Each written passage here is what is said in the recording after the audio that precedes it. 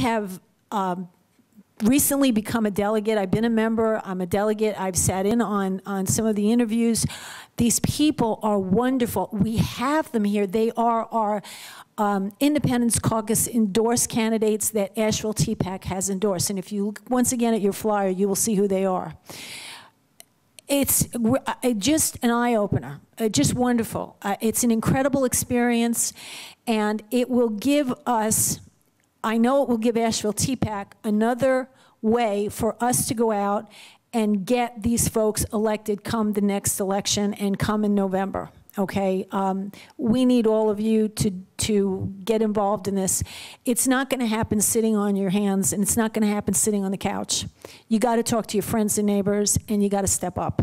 It's not a whole lot of time, and as Frank, and I know as Mark has pointed out, whatever little bit you can do, there is something for you to do that you can go out and make an enormous difference.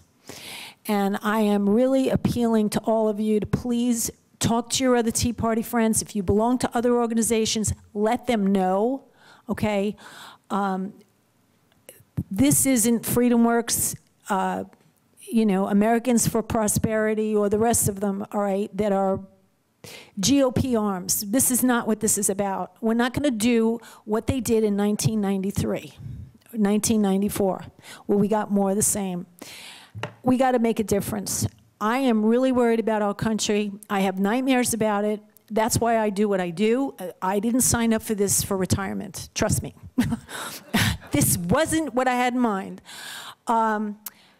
So instead of planning trips, you know, I'm planning to go on vacations to Washington, D.C., to go stand in the middle of, you know, in front of the White House over there and protest and do all of this other stuff.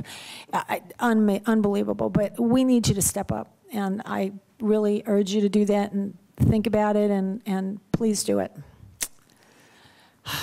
And with that, thank you. Thank you for coming. Thank you, Frank and Mark.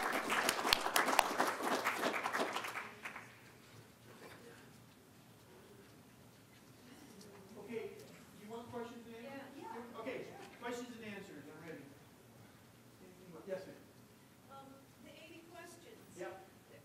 Those are pretty much designed for federal candidates. They are. I'm interested in James talking about all politics being local. We have city and county races that are coming up in 2011, and I'm very much interested in, is there a questionnaire that can be tailored for those kind of things? Yeah. It's in the works, and let me tell you how it's in the works, because it's in the works where we need your help with that. When we first came to that first period, January, February of 2009, when we had our online convention to come up with this, the question was brought up, would we also have a separate one for state level candidates? There was an argument presented in that debate, online debate, that, well, you know, state candidates, they need to know what the Constitution is all about too. Let's just use these questions for both. And there were some who had a different opinion. And I remember when I saw that, I went, you know, that makes sense. And I actually was on the camp, I was arguing for we're going to have one set of questions. And that side won. You know, 70% of the members voted for that. We've only had one set of questions. It has become apparent to me over the course of this year, through experience, that it's not adequate. And do I need to speak through the microphone? Yes. Okay, sorry. Yeah. Okay. It's become apparent to me that that's not adequate. There are so many unique needs of a state level candidate separate from the federal. Questions that don't apply, questions that it just doesn't work.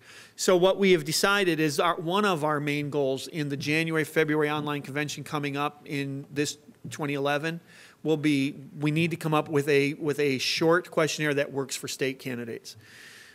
And we're going to need your help to put that in, because I don't know what the right answer for that is. I mean, I can come up with some simple ones, you know, 10th Amendment, you know, things like that. But I don't know really the full extent of that. I think it's going to be shorter than the 80 questions. But then the other factor of that is we also, I would argue that we would need to leave also a lot of leeway for the local state iCaucus members and organization to decide a lot of those questions for their state. When I was having lunch, with Miss Calabria. Did I say that right? And she was describing how they were doing things with the judges and the public financing. I couldn't design a question for that. I mean, I couldn't do that because I tried doing that for 50 states and for, 400, 35 congressional districts and all of that stuff. So we got to get some leeway for the states. Right now, we don't have a tool like that in place.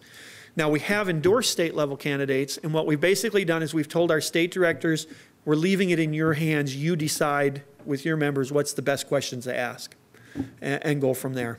We still have asked the state candidates to answer the questionnaire to at least get through the filter, but we leave it up to the state directors to decide what's relevant and what to do. For city and county then, It's the same process. It would be the same process where and at that point, we almost need to have each local entity decide what's important. Yeah, because at that point, we could have 10,000 questionnaires for 10,000 communities, right? So, yeah, we don't have the best tools in place for that, but it hasn't stopped us from getting state level candidates. We've gone for them. you have the questions and the interview. Wait.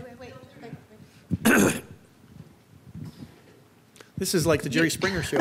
Yeah, you have the questions in the interview that filter the candidates, Uh-huh. but anybody can join. Have you had any problems so far with any substantial number of liberal Yeah. voters joining and therefore making it impossible for a state to get 70%? Yeah, actually, it's just the opposite. It's pretty cool. Excuse me. Hold up. I get all choked up on this one. Okay. I think this is a stalling technique that I've learned from some politicians. We have terms of what do you call that? Terms of service on our website that basically says this. This is not a public forum. This is a forum for those who have accepted the iCaucus principles as outlined in the Articles of the Independence Caucus. And it's a place for members who agree with those principles to discuss how best to implement those principles. This is not a site to argue what those principles should be. So what we found is when we've had people join who are there to agitate, they quickly violate terms of services. And they quickly either remove themselves or they get removed themselves. So we've actually addressed that by saying that the terms of services is that this is for a place for people to work together on these principles. It's not open for debate on that. And that's actually helped quite a bit. The other thing has happened is we've had people get on, they join strictly because they want to vote for their candidate or vote for a candidate that they want to see get endorsed. And what we find is that those candidates then don't ever make it through the filter, so they never come up to where they can be up for a vote because they don't get through the two systems to get to the vote part.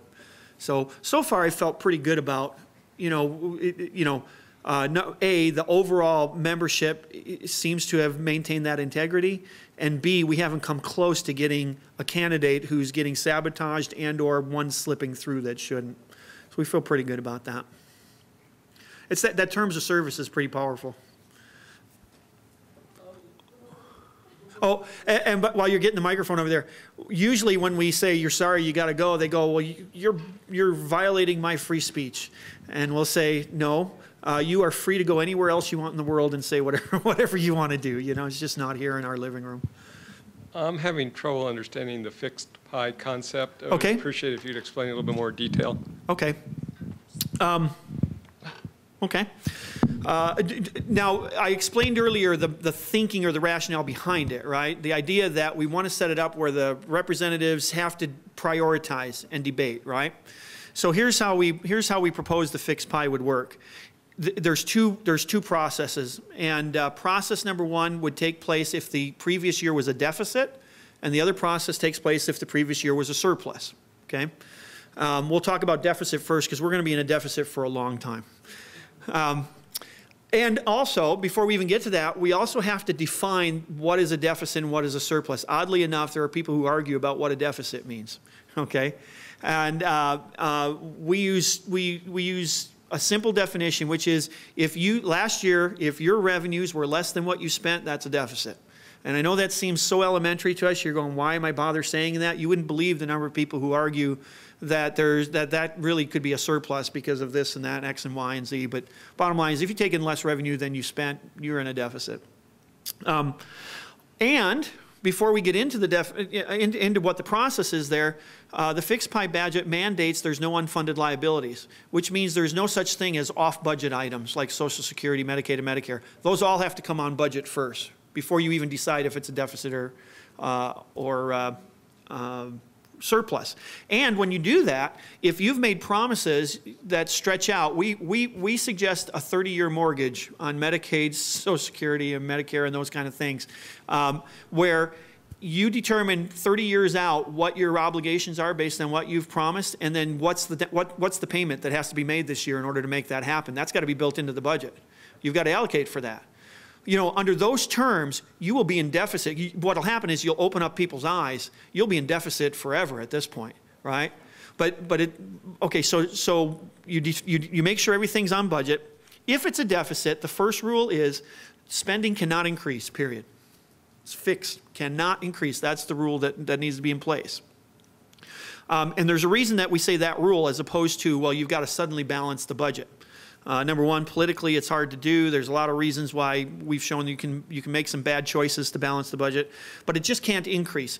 There has not been a year now, except since 2008, this has changed because they have so rapidly increased spending. But prior to 2008, there has never been a deficit in the United States that if you had just stopped spending in that deficit year, within 5 years, revenues would have caught up. It's never been a case where it took more than 5 years to catch up to the spending levels if you just stopped spending. Right? But instead, we never catch up because we're constantly increasing the spending. Now, from 2008 on, that rule I just told you is out the window because they've gone so dramatically out of whack. So the concept says freeze the budget. No new spending can be put in unless you find it's voted on in tandem with a corresponding and equal decrease. Actually, it's 102% decrease somewhere else. So now, if I say I need to have $2 million for this project, that's got to be in this year's budget, fine.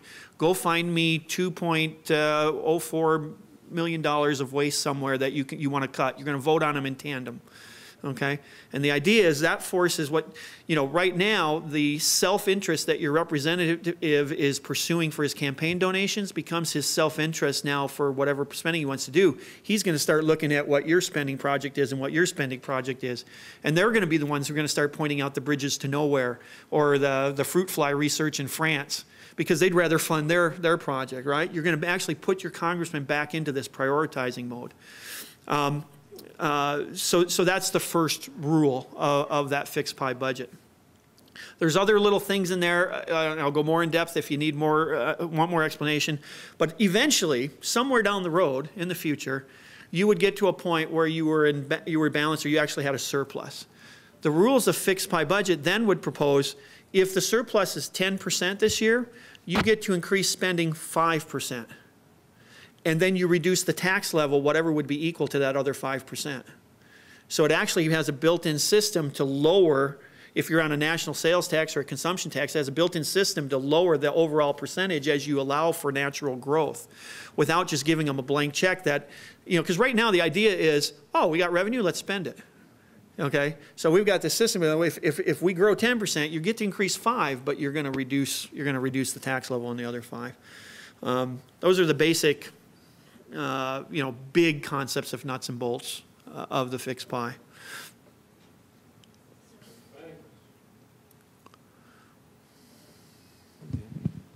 This question is not one of asking you to predict the next election.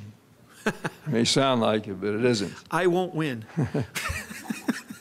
With the background you have, are we in a position as a nation with groups such as this being formed all over the nation, that we can indeed change what's going on in Washington right now to make things much more the way we would like it, following the Constitution in the next several years? Can we back off from some of what is there to have what we believe was there in the first place and has been replaced?